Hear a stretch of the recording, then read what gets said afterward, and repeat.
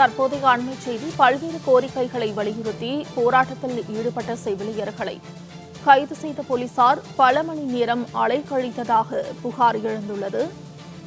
கிளாம்பாக்கத்தில் செவிலியர்கள் போராட்டத்தில் ஈடுபட்டுள்ளனர்.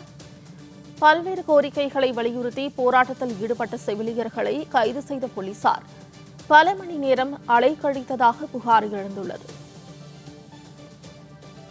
அடிப்படை வசதிகள் கூட பூர்த்தி செய்து தராமல் போலீசார் அராஜகம் செய்வதாக செவிலியர்கள் குற்றச்சாட்டை முன்வைத்துள்ளனர்.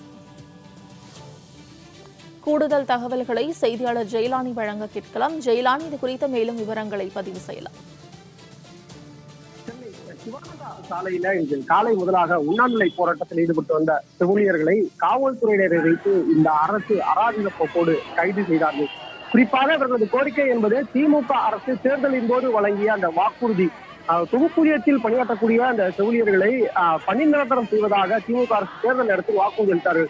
அந்த வாக்குறுதியை நிறைவேற்றக்கூடித்தான் அமைதியான அறவழியில் உண்ணாநிலை போராட்டத்தை மேற்கொண்டார்கள். ஆனால் இந்த போராட்டத்தை முடக்கும் நோக்கில் காவல்துறையினரை வைத்து கைது செய்த திமுக அரசு தொடர்ச்சியாக அவர்களை எங்கும் இறக்கி விடாமல் பல்வேறு குழுக்களாக பிரிந்து 3-4 பேருந்துகளில் பிரித்து ஒரு சில குழுக்களை கிளாம்பாக்கம் பேருந்து நிலையத்திலும் மற்ற ஒரு சிலரை 2 மணி நேரம் ஆகியும் கூட தற்போதைய எங்குமே இறக்கி விடாமல் தொடர்ச்சியாக அலக்களிப்பதாகவும் காலையிலிருந்து உண்ணாநிலை போராட்டத்தை மேற்கொண்டு வரக்கூடிய அந்த செவிலியர்கள் தற்போது சோர்வடைந்து காணப்படுவதாகவும் அடிப்படை வசதிகளை கூட பூர்த்தி செய்ய முடியாமல் கடுமையான சிரமங்களை சந்தித்து வருவதாகவும் இறக்கிவிட சொன்னாலும் கூட எங்கும் இறக்கி விடாமல் தொடர்ந்து அலக்கழித்து வருவதாகவும் குற்றச்சாட்டினை முன்வைத்திருக்கிறார்கள்.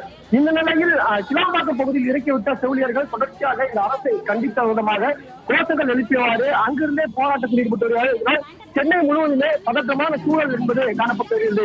தேர்தல் நேரத்தில் வழங்கிய வாக்குறுதியை நிறைவேற்றும் வரை எங்களது போராட்டம் தீவிரமாக இருக்கும் என்பதாக செவிலியர்கள் சுட்டிக்காட்டி தொடர்ச்சியாக போராட்டத்தை மேற்கொண்டு வருகின்றனர். ஜெயலானி, தகவல்களுக்கு நன்றி.